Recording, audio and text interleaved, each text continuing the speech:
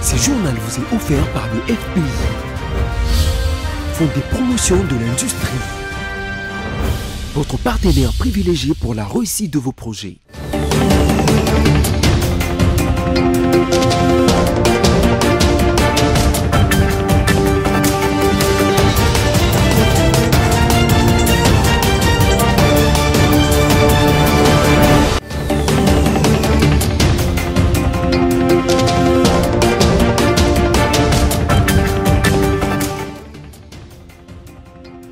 Nous sommes le 24 décembre 2024, mesdames, messieurs, bienvenue à ce journal d'avant la fête de Noël et tout de suite les sommaires. Dans sa langue natale, le Chiluba, le président de la République a répondu aux préoccupations de la population du Kananga dans la province du Kasaï central qui était mobilisée à la place de l'indépendance pour écouter le premier citoyen du pays qui s'est mis au défi de bien faire les choses. Dans un message publié ce mardi à l'occasion de fêtes de Noël et des Nouvel An, la Conférence épiscopale nationale du Congo recommande un engagement collectif pour une paix durable et pour le bien vivre ensemble en République démocratique du Congo. Et enfin, 12 personnes ont été tuées et 7 blessées par une puissante explosion survenue dans une usine de munitions du nord-ouest de la Turquie, selon un bilan des autorités. Encore une fois, bienvenue à cette grande édition du journal si vous nous rejoignez. Depuis Kananga, dans le Grand Kasaï, où le président de la République Félix-Antoine Tshisekedi Tshilombo est en mission d'itinérance avec la distinguée première dame Denise Nyakero Tshisekedi et quelques membres du gouvernement, le chef de l'État s'est adressé en ce jour à la population des Kananga, chef-lieu de la province du Kasaï central, dans sa langue natale, à savoir les Chiluba. Dans son discours, il a promis de s'engager pour terminer les travaux de construction de la route Kalamba-Mouji avant la fin de son mandat, tout en demandant à la population de ces coins du pays de continuer à lui faire confiance dans ce deuxième mandat. On l'écoute dans cet extrait choisi par votre rédaction. Nous disons pas confiance. Wabijimu bitanu tangilai mungenza mubijimu bitanu binuji bampeshi fashisha nyimpinga na kabijimu abeu bwakunu ebejani nuji basankani mujimu anyi kanu inabasankani mujimu panu ikala kanu ibasankato nungela mambwa Panjindala njingela menji anukuji peuple wanyi. Mushindu utu tatu wetu wa mu politique Etienne Tshisekedi wa mulumba mutuleji. Bwani kwanji kuvuluka peuple. Padi peuple musomba mulutulu. Musomba bimpa jibaji mema panyi njini jikish. Panyi ngumvwanyi bana betu baji babungama bakenzakana bakenga wanyi mutima kena bimpato ngenza yi confiance bana betu ninu mona kumpala kutu ya yeku ni kutoka Nzambi anubenesha njinwela jimfestu jilenga njimulo kusomba nenu Bwa tutsanka nenu jifestu ya Noël. Nzambi anubenesha nushalabim. Et dans un communiqué, le ministre d'État en charge de la justice Constant Mutamba instruit l'ouverture des enquêtes sur les auteurs présumés plutôt des détournements des fonds destinés à la réalisation des ouvrages publics dans les Kasaï centrales comme les routes, les forages, l'éclairage public. Suivez. À la suite de la communication du président de la République Félix-Antoine Tshisekedi Tshilombo à la population des Kananga et tenant compte de la clameur exprimée par cette population, le ministre d'État, ministre de la Justice et garde des Sceaux a donné injonction au procureur général près la cour d'appel du Kasaï central afin de procéder toutes affaires récentes et à l'ouverture des enquêtes, poursuites et arrestations si léchées à l'égard des auteurs présumés des détournements des fonds destinés à la réalisation des ouvrages publics de cette province tels que les routes, les forages, l'éclairage public et autres. Ces investigations concernent les responsables provinciaux du BCECO, des Safrimex, Régie des eaux et autres entités publiques ou privées impliquées. Injonction a également été donnée pour poursuivre et arrêter éventuellement les responsables provinciaux de l'Office des routes et de l'Office et drainage impliqués dans les détournements de la somme de 1 390 000 $ américains destinés à la lutte contre les érosions dans la cité de Beneleka. Fait à Kinshasa le 24 décembre 2024, le cabinet du ministre d'État, ministre de la Justice et garde des Sceaux.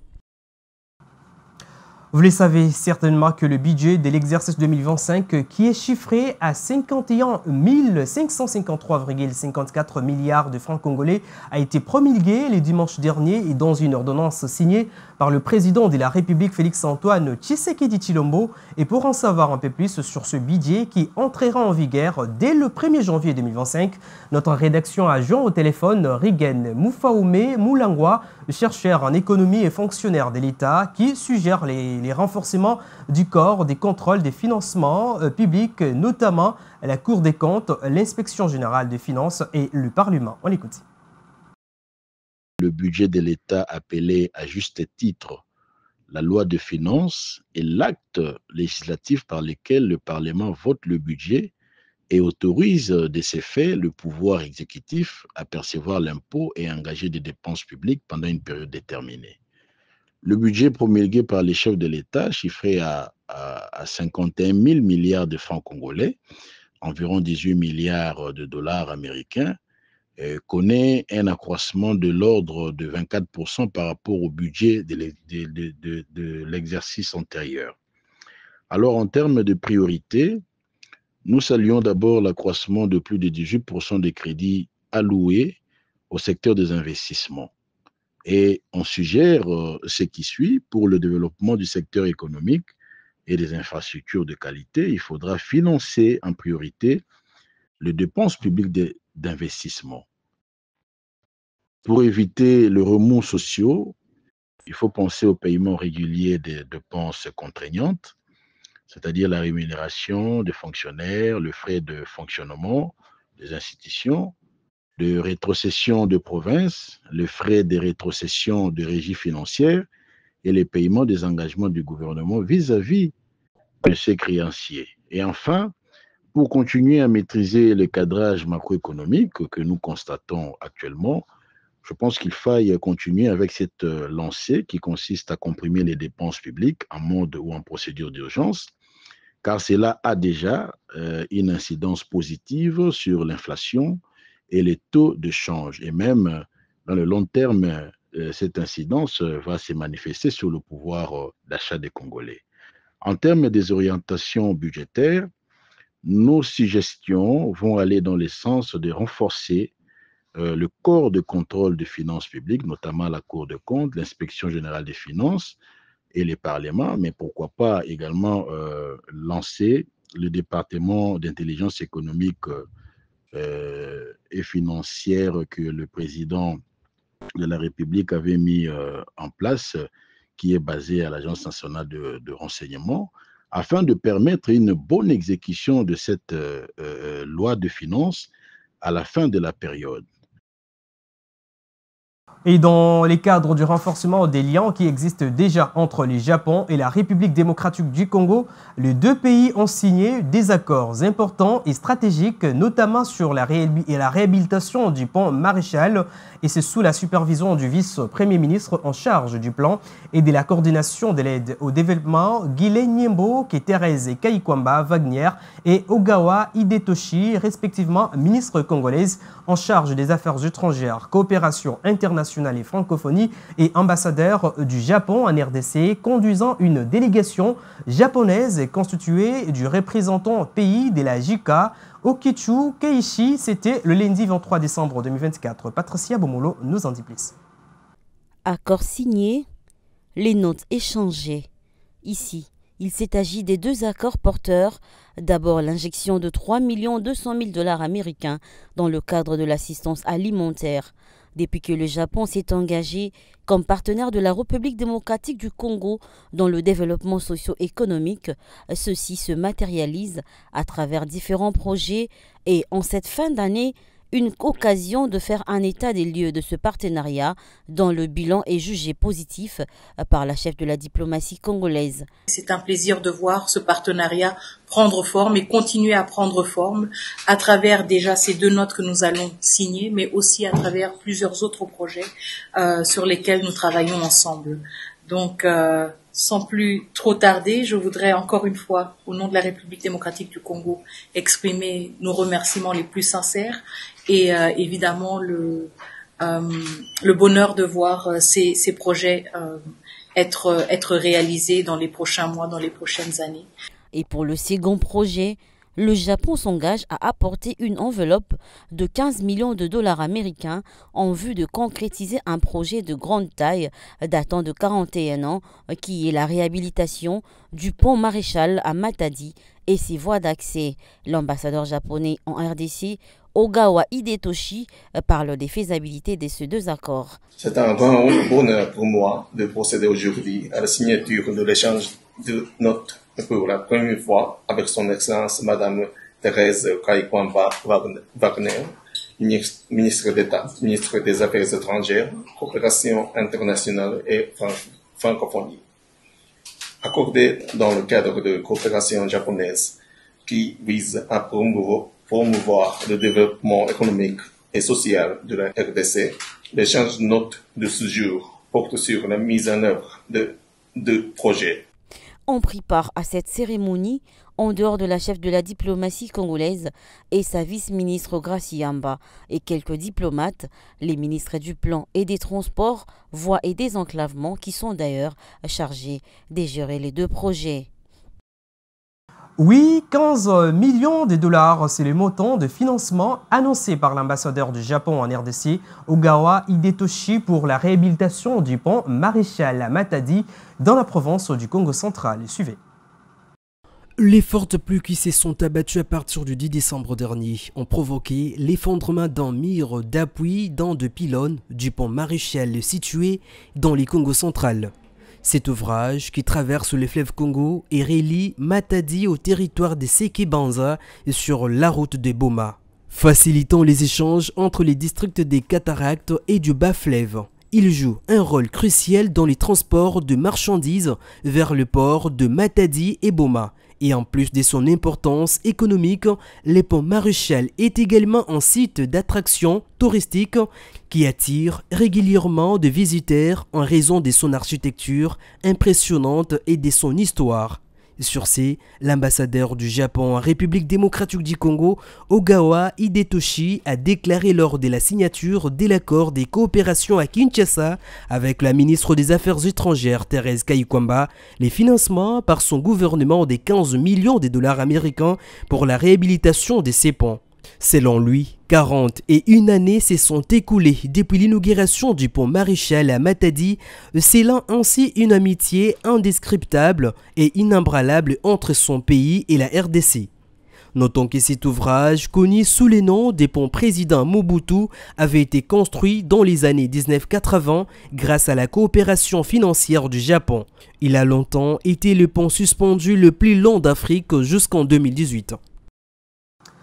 Faux et archi-faux, les prix des produits de première nécessité n'ont pas baissé au marché congolais, déclarent plusieurs Quinois à la veille même de la fête de Noël. Et pourtant, les gouvernements avaient annoncé une baisse importante dans ce secteur. Ce matin, nos reporters sont descendus sur terrain pour faire ces constats. Reportage. Signé depuis le lundi 9 décembre dernier, le procès verbal entre les gros importateurs et le vice-premier ministre chargé de l'économie nationale, Daniel Mukoko Samba, en présence de la première ministre Judith Suminwa Tuluka, pour officialiser la mise en œuvre des nouveaux prix sur les produits de première nécessité à partir du mardi du décembre 2024 est un mythe pour la population congolaise qui continue de souffrir car le prix des 8 produits concernés par cette mesure, notamment les poissons chanchards, lait, sucre, viande, cuisses de poulet et riz, n'ont pas baissé, mais certains ont pris même de l'ascenseur. Ces constats est fait dans plusieurs marchés quinois. Petits ou grands marchés, les prix sont toujours en hausse, comme l'affirme un vendeur de vivres frais rencontré au marché municipal de Kalembelembe, situé dans la commune de Lingwala.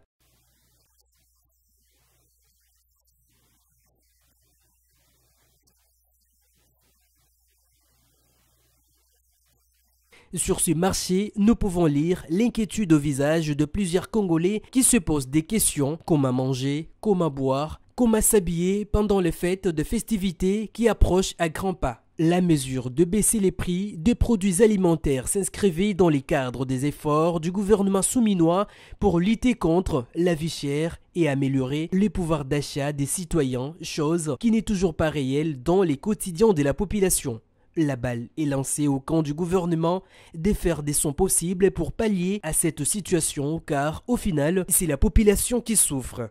Et pour savoir comment se déroule le préparatif des festivités des fins d'année en République démocratique du Congo, plus particulièrement à Kinshasa, la capitale, nos reporters sont descendus ce matin dans le riz pour tenter de faire parler les parents sur cette question. À les entendre, ils déplorent plusieurs irrégularités constatées de la part du gouvernement, notamment la situation sociale qui malheureusement ne s'améliore toujours pas.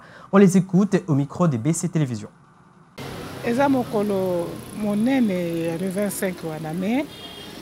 Pour nga nazopesa nyonso na maboko ya Nzambe so nakomi mokolo wana na remercier Nzambe mpona ndenge abateli nga mbula mobimba eloko mosusu ya kolobela te so tokomi mokolo yango oyo tokokuta nango tole sikoyo mpe tokuta ye nango te Nzambe ye moko oyo akopesa biso yango wana tokosali par rapport à bana baza na bango mosika baza kosorganize na ndenge na bango. Fête ya Noël, fête ya Nouvel An, bon en tant que biso baparents biso déjà boto mesana déjà na yango ya to feta déjà bata ebele tala bambula ngo boto cha ngo pe sous kate et puis depuis to comprendre que ça peut une fête païenne. La plupart des parents va se parler sur mais comme bana babotami bakutani na ba Noël ils ont mis fête à bana bon malgré réalité ya mokili yango toto nyokama bon ma difficulté zali menzamba sungara. Concernant l'année 2024, on ne peut pas se valer de face parce que les années moko peuple congolais en général, pour ne pas dire peuple quinois, alors la situation est très difficile pour la population mobimba, pas seulement à Kinshasa, la population mobimba au Congo en général.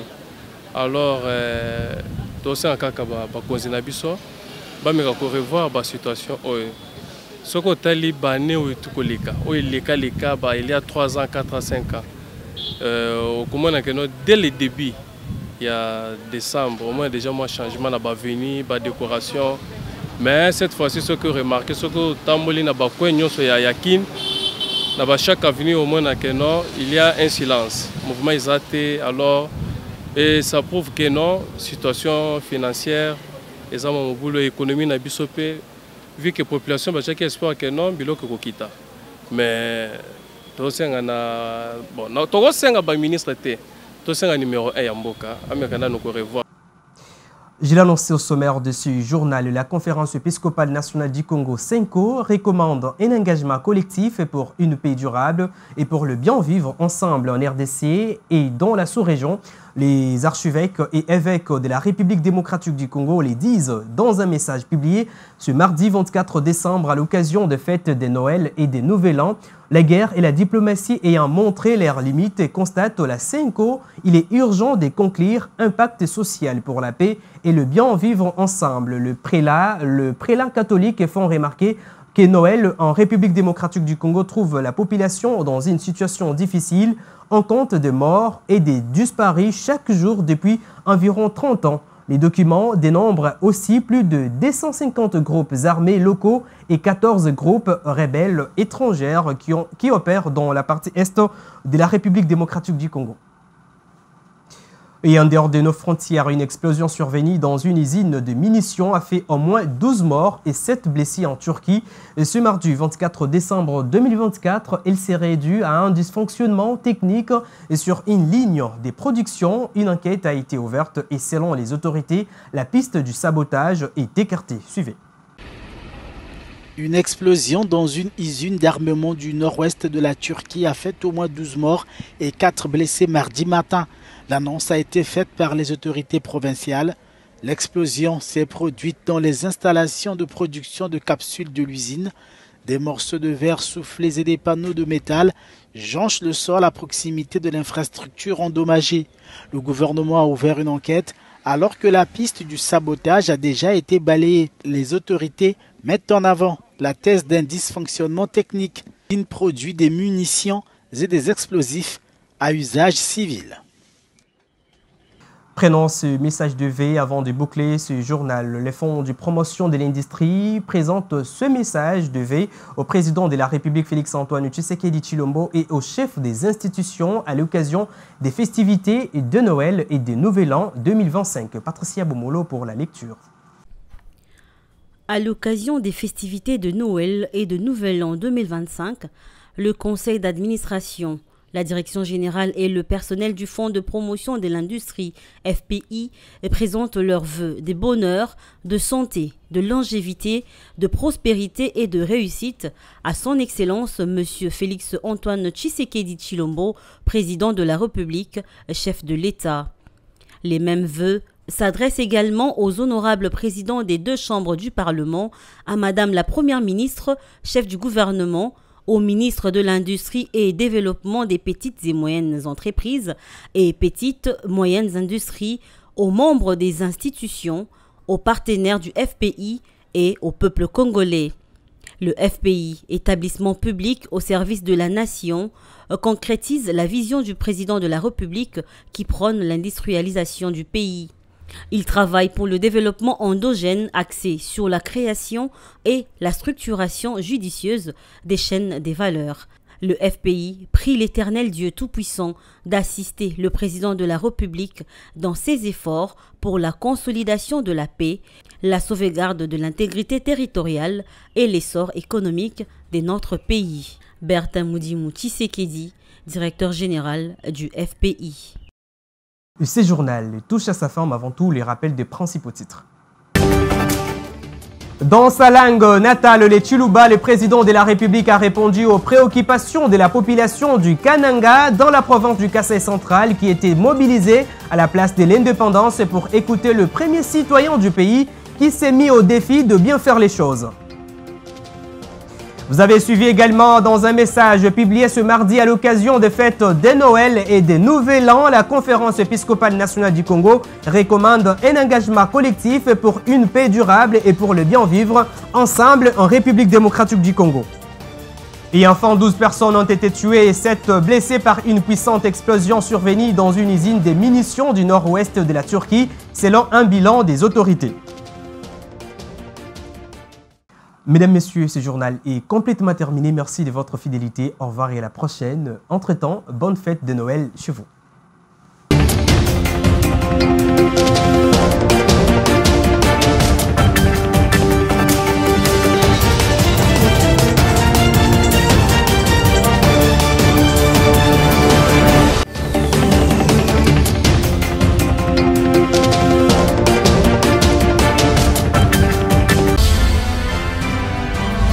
Ce journal vous a été offert par le FPI, Fonds de promotion de l'industrie, votre partenaire privilégié pour la réussite de vos projets.